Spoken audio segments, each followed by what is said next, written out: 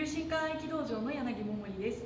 趙堡太極拳は一般の太極拳と違って腰の高さが一定ではないので、実践的かつ膝に負担がかからないため、正しく修行すれば90歳を超えても衰えない武術です。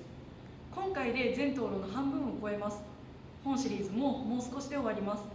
合気道や空手の動作にも似ているので、皆さんぜひ最後まで見てください。よろしくお願いします。